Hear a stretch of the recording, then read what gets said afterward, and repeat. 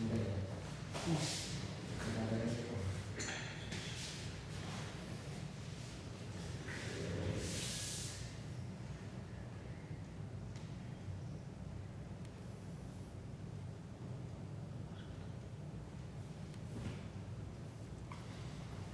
باللہ السمیع العلیم من الشیطان الرجیم بسم اللہ الحمدللہ وحدہ والصلاة والسلام علی من لا نبی بعدہ رب اشرح لی صدری ویسر لی امری واحلل عقدۃ من لسانی یفقہوا قولی۔ السلام علیکم ورحمۃ اللہ وبرکاتہ۔ پچھلے درس میں ہم سورہ بقرہ کی 27ویں آیت کی تفسیر میں دو الفاظ ینقضوا اور عہد پر تفصیل سن رہے تھے۔ آج کے درس میں ہم اسی آیت کے اور دو الفاظ کی تفصیل جانیں گے۔ تو 27ویں آیت جو چل رہی ہے الذین ینقضون عہد اللہ من بعد میثاقہ ویقطعون ما امر اللہ بہ ان یوصل ویفسدون فی الارض اولئک ھم الخاسرون، جو اللہ کے ساتھ کیے ہوئے عہد کو مضبوط باندھ لینے کے بعد توڑ دیتے ہیں، اور جس چیز کو اللہ نے جوڑنے کا حکم دیا اسے توڑ دیتے ہیں اور زمین میں خرابی یا فساد یا بگاڑ پیدا کرتے ہیں، یہی لوگ نقصان اٹھانے والے ہیں۔ تو اب اس آیت میں سمجھنے کے 7 الفاظ میں سے ہم ینقضوا اور عہد کی تفسیر سن چکے ہیں۔ تو اس آیت کا تیسرا لفظ اور سورہ فاتحہ سے پڑھنے کی ترتیب کا لفظ نمبر 132 میثاق ہے۔ تو ڈاکٹر انیس صاحب اپنی کتاب explanatory dictionary of the holy Quran میں لکھتے ہیں کہ لفظ میثاق کا روٹ یا مادہ واو سے قاف ہے، جس کے معنی اسٹیبلش کرنے یا مضبوط باندھنے کے آئے ہیں۔ قرآن میں اسی روٹ سے بنے دوسرے کنسٹرکشنز میں سورہ الفجر میں لفظ یوثق آیا ہے، جکڑنے یا باندھنے کے معنوں میں۔ جہنم کے عذاب کو ڈسکرائب کرتے ہوئے فرمایا، اس دن اللہ جو عذاب دے گا ویسا عذاب کوئی نہیں دے سکے گا، اور اس جیسا جکڑنا کوئی جکڑ سکے گا۔ پھر سورہ مائدہ میں معاہدے کے ذریعے باندھنے کے معنی آئے ہیں۔ سورہ یوسف میں لفظ موثقہ آیا ہے، اللہ کی پکی قسم کے معنوں میں۔ جب ان کے بھائی یعنی یوسف علیہ السلام کے بھائی غلہ لے کر واپس آئے تو انہوں نے ان کا سامان بھی ساتھ میں دے دیا، تو جو ہے وہ پھر نیکسٹ ٹرپ کے لیے اپنے بھائی بنیامین کو ساتھ میں لے جانا چاہ رہے تھے۔ تو یعقوب علیہ السلام نے فرمایا کہ میں اسے واپس تمہارے ساتھ ہرگز نہیں بھیجوں گا جب تک کہ تم میرے سامنے پختہ قسم کھاؤ اللہ تعالیٰ کی کہ تم اسے لازماً واپس لے آؤ گے۔ پھر سورہ البقرہ میں عروۃ الوثقیٰ آیا ہے کہ ایک مضبوط سہارے کے معنوں میں۔ آیت الکرسی کے بعد والی آیت میں فرمایا، دین اسلام میں کوئی زبردستی نہیں ہے، ہدایت گمراہی سے صاف طور پر ظاہر اور الگ ہو گئی ہے۔ جو کوئی غیر خدائی طاقتوں یعنی طاغوت سے الگ ہو کر ان کا انکار کرے اور پھر اللہ پر ایمان لائے تو اس نے ایسا مضبوط سہارا یا مضبوط رسے کو پکڑ لیا ہے جو کبھی ٹوٹنے والا نہیں، اور اللہ تعالیٰ سب کچھ سننے والا جاننے والا ہے۔ پھر سورہ بقرہ میں لفظ میثاق آیا ہے، جیسا کہ اس آیت میں آیا تھا، عہد کے معنوں میں۔ فرمایا کہ اور یاد کرو جب ہم نے بنی اسرائیل سے عہد لیا تھا کہ اللہ کے سوائے کسی اور کی عبادت نہ کرنا، اور ماں باپ، رشتہ داروں اور یتیموں اور محتاجوں کے ساتھ بھلائی کرتے رہنا، اور لوگوں سے اچھی بات کہنا، اور نماز پڑھتے اور زکوٰۃ دیتے رہنا۔ پھر تم اس سے پھر گئے سوائے تھوڑے سے لوگوں کے، اور تم ہو ہی پھر جانے والے۔ اور آپ دیکھیں کتنے جو ہے سیز فائر ایگریمنٹس ہو رہے ہیں، اور اس کے بعد جو ہے وہ بار بار پھرتے چلے آتے ہیں۔ ان کی خصلت ہی ایسی ہے۔ قرآن نے اس کو جو ہے بہت ہی کلیئر انداز میں بیان کر دیا۔ اس لفظ پر جو احادیث آئے ہیں ان میں لفظ میثاق آیا ہے پکے وعدے یا پلیج کے معنوں میں۔ یہ حدیث ہم پچھلے درس میں بھی سنے تھے۔ صحیح البخاری کی حدیث، مصعب رضی اللہ عنہ نے اپنے والد سے سوال کیا کہ کیا سورہ کہف کی یہ آیت، اے نبی صلی اللہ علیہ وسلم آپ کہہ دیجئے کیا ہم تمہیں بتائیں جو اپنے اعمال کے لحاظ سے بڑے نقصان میں ہیں؟ تو سوال ہوا کہ یہ آیت جو ہے الحروریہ کے بارے میں نازل ہوئی، یعنی کہ خوارج کے بارے میں۔ تو ان کے والد رضی اللہ عنہ نے جواب دیا کہ نہیں، یہ یہود و نصارہ کی یعنی جوز اور کرسچنز کے بارے میں نازل ہوئی ہے، کیونکہ یہود نے رسول اللہ صلی اللہ علیہ وسلم کا انکار کیا اور عیسائیوں نے جنت کا انکار کیا اور کہا کہ وہاں نہ تو کھانا ہے اور نہ ہی پینے کی چیزیں ہیں۔ الحروریہ یعنی کہ خوارج وہ لوگ ہیں جو، پھر حدیث میں ان کو ڈیفائن کیا جا رہا ہے، وہ لوگ ہیں جو اللہ سے اپنے عہد کو توڑتے ہیں، اس کے باوجود کہ انہوں نے پکا وعدہ کیا تھا، یعنی میثاق باندھی تھی کہ وہ اسے پورا کریں گے، اور سعد رضی اللہ عنہ نے فاسق کہہ کر پکارا کرتے تھے۔ پھر صحیح البخاری کی ایک اور حدیث میں بھی میثاق کے یہی معنی آئے ہیں۔ بخاری، مسلم اور ترمذی کی حدیث، ابن عباس رضی اللہ عنہ سے سورہ آل عمران کی اس آیت کے بارے میں پوچھا گیا کہ اگر ہر وہ شخص کو سزا دی جائے گی جو اپنے کام پر خوش ہو اور جو کام اس نے نہ کیا ہو اس کی تعریف پانا چاہتا ہو، تو ہم سب کو جو ہے سزا ہوگی۔ تو اب وہ سورہ آل عمران کی آیت کوٹ کر کے ان سے پوچھا گیا، تو ابن عباس رضی اللہ عنہ نے جواب دیا کہ اس آیت کا تمہارے سے کیا تعلق ہے؟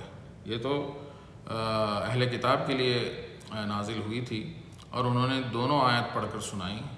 اور یاد کرو جب اللہ سبحانہ وتعالیٰ نے ان لوگوں سے جنہیں کتاب دی گئی تھی، یعنی کہ اہل کتاب سے، میثاق، اقرار، پلیج، پکا وعدہ لیا کہ جو کچھ اس میں لکھا ہوا ہے، یعنی کہ توریت میں جو کچھ لکھا ہوا ہے وہ لوگوں کے سامنے واضح کریں گے، چھپائیں گے نہیں، اور اسے چھپائیں گے نہیں، تو انہوں نے اس عہد کو اپنی پیٹھ کے پیچھے ڈال دیا اور اس کے بدلے تھوڑی سی قیمت حاصل کی۔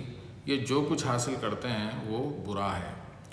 پھر دوسری اس کے فوری بعد والی جو آیت ہے، جو لوگ اپنے ناپسند کاموں سے خوش ہوتے ہیں اور پسندیدہ کام جو کرتے نہیں ان کے لیے چاہتے ہیں کہ ان کی تعریف کی جائے، ان کی نسبت خیال نہ کرنا کہ وہ عذاب سے بچ جائیں گے اور انہیں درد دینے والا عذاب ہوگا۔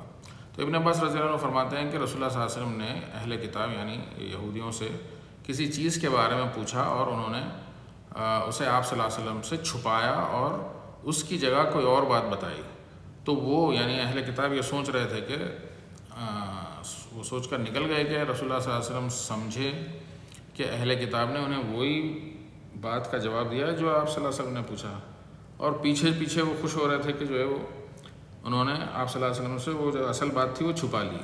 تو اللہ تعالیٰ نے جو ہے وہی بھیجی اور یہ دو آیتیں نازل کی، اور جو ہے آپ صلی اللہ علیہ وسلم کو اس بات کی اطلاع دے دی، اور اس میں جو ہے کلیئر کٹ ہے کہ بھئی یہ جو انہوں نے عہد کیا تھا اپنے نبیوں کے زمانے میں کہ جو ہے توریت کی آیتیں چھپائیں گے نہیں، لیکن جب رسول اللہ صلی اللہ علیہ وسلم نے پوچھا تو وہ پھر اپنی عادت سے جو ہے مجبور ہیں، تو وہ وہی کرے جو کرتے آئے ہیں، تو ان کو جو ہے اللہ تعالیٰ فرما رہا ہے کہ ان کو عذاب ہوگا۔ تو اللہ تعالیٰ نے پھر مسند احمد کی حدیث، رسول اللہ صلی اللہ علیہ وسلم نے فرمایا کہ اللہ تعالیٰ نے آدم علیہ السلام کی پیٹھ سے پکا وعدہ لیا نعمان کی جگہ پر۔ تو نعمان کی جگہ کون ہے؟ وہ حدیث میں کلیئر ہو گیا کہ یہ عرفات کا میدان تھا، جہاں پر آدم علیہ السلام کی پیٹھ سے ان کی تمام اولاد کو نکال کر جنہیں اللہ تعالیٰ نے پیدا کیا اور انہیں اپنے سامنے چیوٹیوں کی طرح بکھیر دیا، پھر اللہ تعالیٰ نے ان سے روبرو ہو کر یعنی فیس ٹو فیس ہو کر کہا بتاؤ کیا میں تمہارا رب نہیں ہوں، تمہارا پالنے والا مالک نہیں ہوں؟ انہوں نے جواب دیا کیوں نہیں، ہم اس کی گواہی دیتے ہیں۔ پھر اللہ سبحانہ تعالیٰ، یہ سورہ اعراف کی 172 آیت میں اس کا ذکر ہے، وہاں پر اللہ تعالیٰ فرماتے ہیں کہ یہ میں نے اس لیے کیا تھا تاکہ تم قیامت کے دن یہ نہ کہہ سکو کہ ہم اس سے غافل تھے، کہ بھئی ہم نے اس کو جو ہے کہ ہم کو ایمان لانا تھا۔ تو اللہ تعالیٰ نے پہلے گواہی لے لی، ٹھیک ہے نا، کہ جو ہے ان کو معلوم ہی نہیں کہ ہمارا رب کون ہے۔ تو یا یہ نہ کہہ سکو کہ ہمارے باپ دادا ہم سے پہلے مشرک تھے اور ہم ان کے بعد ان کی اولاد تھے، کیا تو ہمیں ان کے کیے کی سزا دے گا جو بیکار کام وہ کرتے تھے، یعنی جو شرک کرتے تھے ماں باپ، ان کی سزا تو ہم کو ان کی وجہ سے ہم کو کیوں سزا دے گا؟ تو اللہ تعالیٰ فرما رہے ہیں کہ نہیں، میں نے تو پہلے ہی گواہی لے لی تھی، تو ہمارے جینز میں ہے کہ اللہ تعالیٰ ہمارے رب ہے۔ تو آپ صلی اللہ علیہ وسلم نے بھی فرمایا کہ دوسری احادیث ہیں جس میں آپ صلی اللہ علیہ وسلم نے فرمایا کہ ہر بچہ جو پیدا ہوتا ہے وہ فطرت پہ پیدا ہوتا ہے، یعنی یہ جو فطرت اللہ تعالیٰ نے ڈال دی ہے کہ یہ پہچانے کے رب کون ہے، وہ جو ہے فطرت پہ پیدا ہوتا ہے۔ پھر ماں باپ اس کو جو ہے یا تو یہودی یا عیسائی یا جو بھی ہے وہ بناتے ہیں، تو ہر بچہ مسلمان پیدا ہوتا ہے۔ تو یہ آیت ہم پچھلے درس میں بھی سنے تھے، لیکن اس حدیث میں اس کا کانٹیکس جو ہے بیان کیا گیا ہے، اور یہاں سے پتہ چلا کہ یہ قسم اللہ تعالیٰ نے عرفات کے میدان میں آدم علیہ السلام کی اولاد سے یعنی کہ تمام انسانوں سے لی۔ پھر لفظ وساخ آیا ہے، کیپٹیویٹڈ یا گرفتار کے معنی آئے ہیں۔ سنن ابو داؤد کی حدیث عذبہ نامی اونٹنی بنو عقیل قبیلے کے ایک شخص کی تھی جو حاجیوں کی سفاریوں کے آگے آگے چلتی تھی۔ یہ رسول اللہ صلی اللہ علیہ وسلم کے زمانے میں یا ان سے پہلے کے زمانے سے یہ معاملہ تھا۔ تو یہ جو ہے ایک اونٹنی ایسی تھی جو حاجیوں کی سواری کے آگے آگے چلتی تھی۔ اس شخص کو گرفتار کر کے رسول اللہ صلی اللہ علیہ وسلم کے پاس بندھا ہوا لایا گیا۔ اس نے آپ صلی اللہ علیہ وسلم سے پوچھا کہ کیا یہ اسے جو ہے کس گناہ کے لیے گرفتار کیا گیا ہے؟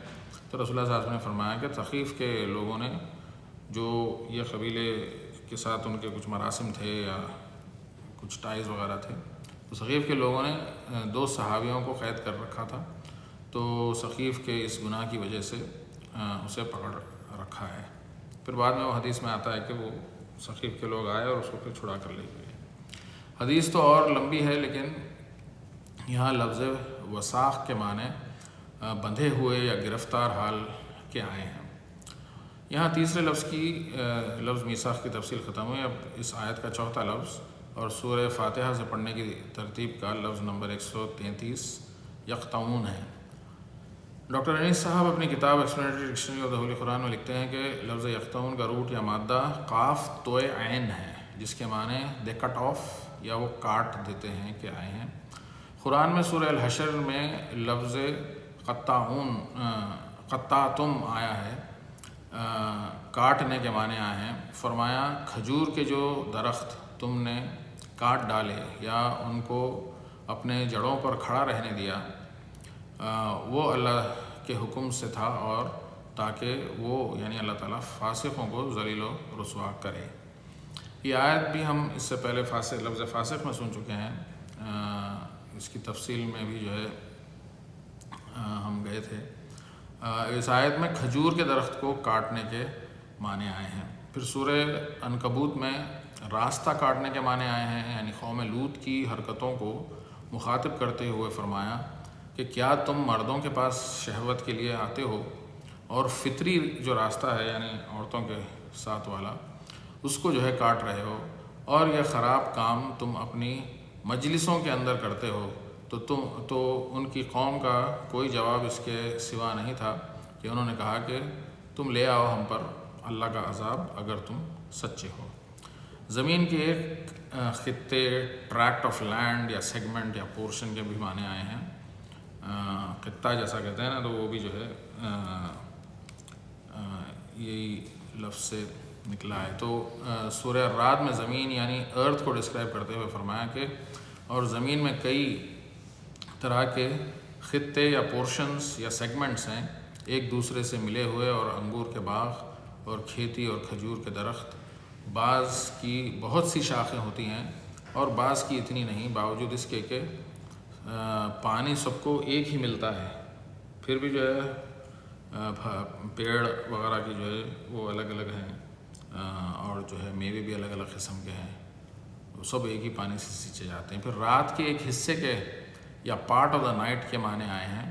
سورہ ہود میں لوط علیہ السلام کو فرشتوں نے کہا کہ اے لوط علیہ السلام، ہم تمہارے پالنے والے مالک کے بھیجے ہوئے فرشتے ہیں، یہ لوگ آپ تک نہیں پہنچ سکیں گے، بس آپ رات کے حصے میں اپنے گھر والوں کو لے کر نکل جائیں، اور کوئی بھی آپ میں سے پیچھے مڑ کر نہ دیکھے سوائے آپ کی بیوی کے، اس پر بھی وہی مصیبت آئے گی جو سب پر آنے والی ہے۔ پھر سورہ یونس میں برے کام کرنے والوں کا حال کیا ہوگا بتاتے ہوئے فرمایا، اور جنہوں نے برے کام کیے تو برائی کا بدلہ ویسا ہی ہوگا، اور ان کے منہوں پر ذلت چھا جائے گی اور کوئی ان کو اللہ سے بچانے والا نہ ہوگا۔ ان کے منہوں کی سیاہی کا یہ عالم ہوگا کہ ان پر گویا اندھیری رات کا ایک ٹکڑا جو ہے اڑا دیا گیا ہے۔ یہی دوزخی ہیں کہ ہمیشہ اس میں رہیں گے۔ پھر ٹکڑے کرنے یا ڈیوائڈ کرنے کے معنی آئے ہیں۔ سورہ الانبیاء میں فرمایا کہ انہوں نے اپنے معاملے کو آپس میں ٹکڑے ٹکڑے کر لیا کہ سب کے سب ہماری ہی طرف لوٹ کر آنے والے ہیں۔ کسی معاملے کو ڈیسائیڈ کرنے یا مشورہ دینے کے معنی آئے ہیں۔ سورہ نمل میں ملکہ بلقیس نے کہا اپنے سرداروں سے کہ سرداروں، میرے اس معاملے میں آپ لوگ مجھے مشورہ دو، میں کسی معاملے میں بھی فیصلہ نہیں کرتی جب تک کہ آپ لوگ موجود نہ ہوں۔ اب اس آیت میں مشورہ دینے کے معنی آئے ہیں۔ یہ لفظ کے لیے یہ لفظ استعمال ہوا ہے کیونکہ الگ الگ لوگ الگ الگ مشورے دیتے ہیں، تو یہ بھی ایک پیسز کی طرح انفارمیشن آ رہا ہے، تو وہاں پر بھی یہ لفظ خطہ یا وہ یوز ہوا ہے۔ اور اس لفظ کا جو اپوزٹ ہے وہ جوڑنا ہے، ورنہ تو ٹکڑے کرنا، کاٹنا، یہ سارے معنی آ رہے ہیں، تو اس کا اپوزٹ جوڑنا ہے۔ اب اس لفظ پر جو احادیث آئی ہیں، کاٹنے کے معنی آئے ہیں۔ بخاری، مسلم، ابو داؤد، ترمذی، النسائی اور ابن ماجہ کی حدیث، رسول اللہ صلی اللہ علیہ وسلم نے ایک ڈھال چرانے والے کے ہاتھ کاٹے جس کی قیمت 3 درہم کی تھی۔ اسی سلسلے میں النسائی کی ایک اور حدیث، ابو بکر رضی اللہ عنہ نے ایک ڈھال کی چوری پر ہاتھ کاٹے جس کی قیمت 5 درہم تھی۔ پھر بخاری، النسائی اور ابو داؤد کی حدیث، رسول اللہ صلی اللہ علیہ وسلم نے فرمایا کہ چور کے ہاتھ ربع دینار یعنی کہ 1/4 دینار کی قیمت کی چیز چرانے پر کاٹے جائیں یا اس سے زیادہ قیمت پر۔ اس لیے آپ کو سمجھ میں آتا ہے کہ ابو بکر رضی اللہ عنہ نے جب ان کے دور خلافت میں ہاتھ کاٹے تو 5 درہم والے اس پر کاٹے جو 4 درہم سے بڑھ کے ہیں۔ تو پھر بخاری اور مسلم کی حدیث، رسول اللہ صلی اللہ علیہ وسلم سے پوچھا گیا کہ میدان جنگ میں اگر کوئی دشمن مجھ پر حملہ کرے اور وہ میرا ہاتھ کاٹ دے اور پھر ایک درخت کے پیچھے پناہ لے اور کہے کہ میں اللہ کی خاطر مسلمان ہو گیا ہوں، تو کیا میں اسے قتل کر سکتا ہوں یا نہیں؟ تو آپ صلی اللہ علیہ وسلم نے جواب دیا کہ نہیں، تم اسے قتل نہیں کر سکتے ہو۔ وہ پھر دوبارہ اس کو پھر ریپیٹ کرتے ہیں، پھر آپ صلی اللہ علیہ وسلم دوبارہ یہ جواب دیتے ہیں کہ تم اس کا قتل نہیں کر سکتے، اور پھر ریزن بھی بتاتے ہیں کہ کیوں نہیں کر سکتے۔ پھر سنن نسائی اور ابو داؤد کی حدیث، رسول اللہ صلی اللہ علیہ وسلم نماز کی جماعت شروع کرنے سے پہلے فرماتے صفیں درست کرو، کندھے سے کندھا ملا کر کھڑے ہوں، درمیان میں جگہ کو پورا کرو، اپنے بھائیوں کے لیے نرم ہو جاؤ۔ یہاں پر یہ جو لفظ آ رہا ہے وہ آپ صلی اللہ علیہ وسلم کسی کو اپوائنٹ کرتے تھے کہ جاؤ، جا کے آپ اپنا عصا دیتے تھے، جو آپ کی جو بھی واکنگ سٹک تھی، وہ جو ہے پھر آپ وہ جو صحابی ہوتے تھے وہ اس لکڑی کے ذریعے جو ہے لوگوں کی صف کو سیدھا کرتے تھے۔ تو یہ جو لفظ ہے کہ اپنے بھائیوں کے لیے نرم ہو جاؤ، وہ بھائی وہ جیسا سیدھا کر رہا ہے اس کی بات مان لو۔ یعنی بعض لوگوں کو ہوتا ہے کہ ہاں تم گڑبڑ کرنے لگتے ہیں، تو نرم ہو جاؤ اور شیطان کے لیے جگہ نہ چھوڑو۔ جو کوئی صف کو ملاتا ہے وہ اللہ سے ملایا جاتا ہے، اور جو کوئی صف کو توڑتا ہے، تو یہاں پہ لفظ توڑنے کے لیے آیا ہے، وہ اللہ کی رحمت سے دور کر دیا جاتا ہے۔ تو یہاں پر بہت خیال کرنا ضروری ہے۔ اب مساجد میں ہم دیکھتے ہیں کہ اب ایک گینگ آتی ہے، وہ جو ہے بس دروازے کے قریب جو ہے، ارے بھائی صف جو ہے امام کے پیچھے سے شروع ہوتی ہے، رائٹ سائڈ میں بھی اور لیفٹ سائڈ میں، آپ کو اس کو بھرنا پڑتا ہے۔ ابھی آگے کھڑے ہوتے ہیں بالکل رائٹ سائڈ میں یا لیفٹ سائڈ میں جہاں پر دروازہ قریب ہے، جماعت ختم ہوئی کہ نہیں، وہ پیچھے سے نکل جائیں۔ تو یہ جو ہے چیزوں کا تھوڑا خیال رکھنا چاہیے۔ ہر وقت کچھ نہ کچھ لوگ اپنی چیزیں ایجاد کرتے ہیں، لیکن یہاں پر جو ہے اللہ کے رسول صلی اللہ علیہ وسلم کے حکم کو جو ہے ماننا چاہیے۔ صحیح مسلم کی حدیث، رسول اللہ صلی اللہ علیہ وسلم نے فرمایا کہ انہوں نے جنت میں ایک شخص کو خوشحال دیکھا کیونکہ اس نے راستے سے ایک درخت کو کاٹ کر ہٹایا جو لوگوں کے لیے تکلیف کا باعث تھا۔ تو معنی کاٹنے کے آ رہے ہیں اور وہ جو ہے راستے سے جو نقصان دہ چیزیں ہیں وہ ہٹانے کی جو ہے بات آ رہی ہے۔ صحیح مسلم کی حدیث رسول اللہ صلی اللہ علیہ وسلم نے فرمایا، رشتہ داری یعنی صلہ رحمی عرش سے لٹکی ہوئی ہے اور کہتی ہے جو مجھے ملائے گا اللہ اس کو ملائے گا، اور جو مجھے کاٹے گا یا توڑے گا اللہ اس کو توڑے گا۔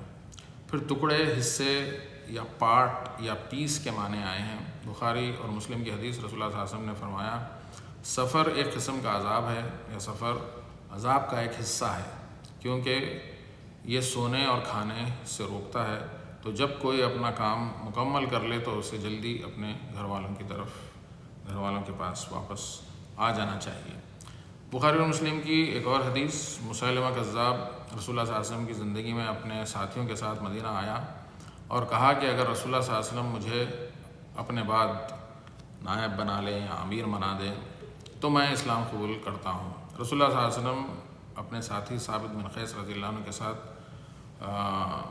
وہ جو بھی لوگ آئے تھے اس کے ساتھ اس سے اور اس کے ساتھیوں سے جا کر ملے، اور آپ صلی اللہ علیہ وسلم کے ہاتھ میں کھجور کے پتے کا ایک ٹکڑا تھا۔ رسول اللہ صلی اللہ علیہ وسلم مسلمہ اور ان کے ساتھیوں کے سامنے کھڑے ہو کر فرمایا، اگر تو مجھ سے اس پتے کا یہ ٹکڑا بھی مانگے گا تو میں تجھے نہیں دوں گا۔ تو اس تقدیر سے نہیں بچ سکتا جو اللہ نے تیرے لیے لکھ دی ہے۔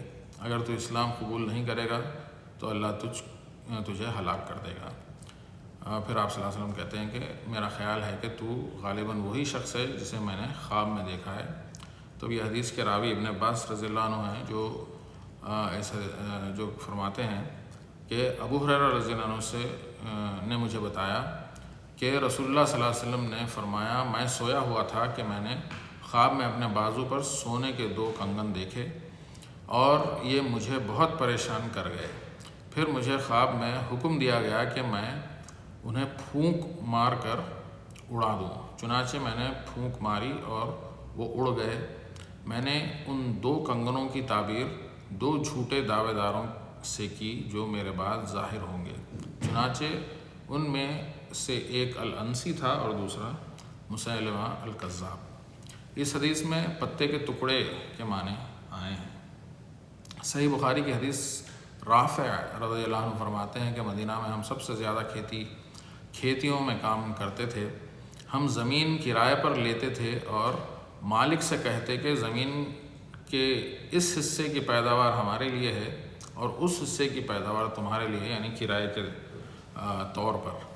ان حصوں میں سے ایک پیداوار دیتا تھا اور دوسرا نہیں، تو نبی صلی اللہ علیہ وسلم نے ہمیں ایسا کرنے سے منع فرمایا۔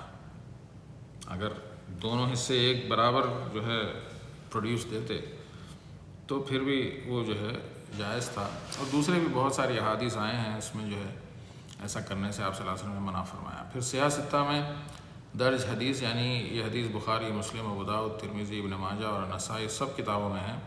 رسول اللہ صلی اللہ علیہ وسلم نے فرمایا، میں صرف ایک انسان ہوں اور تم لوگوں میں اختلاف ہے۔ ہو سکتا ہے کہ تم میں سے کوئی اپنا معاملہ دوسرے سے زیادہ خوبصورتی اور اطمینان بخش طریقے کے ساتھ میرے سامنے پیش کرے اور میں اس کے حق میں اپنا فیصلہ دے دوں جو بھی میں سنتا ہوں۔ خبردار، اگر کبھی میں انجانے میں کسی کو اس کے بھائی کا حق دے دوں تو وہ اسے قبول نہ کرے، کیونکہ میں نے تو اسے آگ کا ایک ٹکڑا دیا ہے۔ کیونکہ اگر کسی بھی وجہ سے آپ صلی اللہ علیہ وسلم نے جو ہے جس کا حق نہیں تھا اس کو جو ہے اس نے آپ صلی اللہ علیہ وسلم نے دے دیا، تو پھر اس نے جو ہے اپنے بھائی کا حق مار لیا اچھی باتیں کر کے۔ تو اس میں جو ہے آپ صلی اللہ علیہ وسلم اس کو منع کر رہے ہیں۔ پھر صحیح البخاری کی حدیث میں آیا ہے کہ جب بھی رسول اللہ صلی اللہ علیہ وسلم خوش ہوتے تو آپ صلی اللہ علیہ وسلم کا چہرہ مبارک چاند کی طرح روشن ہو جاتا، جیسا کہ وہ ایک چاند کا ٹکڑا ہے۔ یہاں پر بھی ٹکڑے کے لیے آیا ہے۔ تو یہاں ہم آج کا درس روک دیں گے، باقی جو ہے تفصیل نیکسٹ سیٹرڈے انشاءاللہ سنیں گے۔ الحمدللہ رب العالمین۔ اللهم صل وسلم وبارك على نبينا محمد وعلى آله وصحبه وبارك وسلم. ربنا آتنا في الدنيا حسنة وفي الآخرة حسنة وقنا عذاب النار. ربنا لا تزغ قلوبنا بعد إذ هديتنا وهب لنا من لدنك رحمة إنك أنت الوهاب. سبحان ربك رب العزة عما يصفون وسلام على المرسلين الحمد لله رب العالمين.